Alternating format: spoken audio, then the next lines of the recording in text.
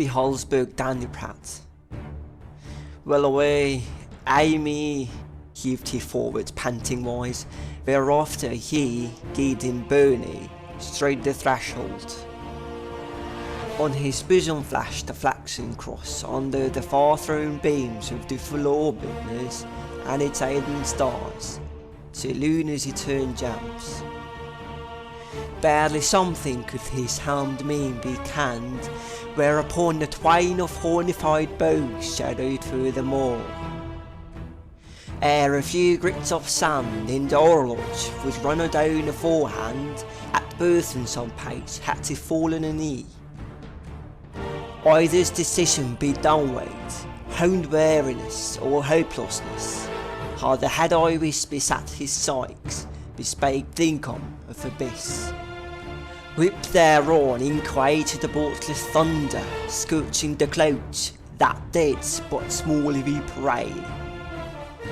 If peradventure the sore frights had felt desolate to depth onwards, at the earliest still time witness was then to spurn that, then all too shattered from the t'other side, whenceforth two brimstone yellow glaciers glanted.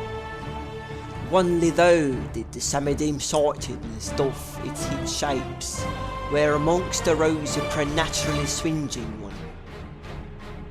When it nighed on to the next moment, a wicked deriding reverberated along the white of the rooftop. As the shades tread scanned closer onto him, the even holy man hatched up. Behold, the from tip to toe be-armoured, being pullover reaching horror, shooting daggers at his ire. The plaid coat of the sable metal on him was spiked shoulder clout to shoulder clout, shinning to shinning, and arm gear to arm gear, and to bemonstered appearance in deadlier, tway horns of the mighty Minotaur tied the troll-skulled hoe, betwixt the fanged jaw which downcast his eyelids towards the field swallower. Another stroke of lightning cleft the Empyrean anew. Beholdsburg Dandyprat. Who, by the rude, quail me not, for me can meet grace I beseech. Implored he in a juvenile tone, he durst not yet find his legs. Awesome White. Tush, 'tis I who shall last hindermost, thus must thou enter, thundered he, after the which his lazy strides drew nearer and nearer unto the underling, like a whirlpit of unshunnable one hope that was ready to fell him. Beholdsburg Dandyprat.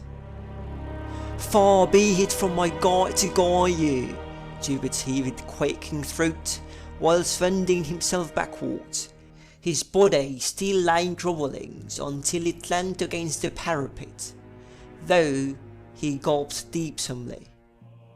Anew do I pray you, I do succour your steers, and impede your adversaries from absconding themselves. Forsooth! Right as he quailed and cowered low at the t'other's feet, the breedbait was unable to not make scoff of him. Straightway did his mockery get reft from the law-worthiness naytheless. Awesome White. Fie upon thee, raved he in thirst after bloodshed. I nell hearken thy annihilating ambages, harden thee thine heart, for it shall undergo an infinite deal of pangs other gates.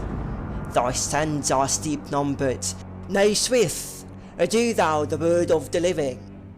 Thus he floored with a spareless strike the bold one, whose aventail flew off from his head. There whilst he lay hold to swoon, the t'other robusteously grabbed, and the four heighted his hulls upon the brink. To one's wonderment, his unvisited visage was a stripling's that, having recurred into watchfulness, was waxen and aghast, lest the gripes should await his slaughter. In the hard-by neck, the brass-carved balustrade, screech-aloud torn asunder, was overthought with him by an unbound deal of sinewy strength.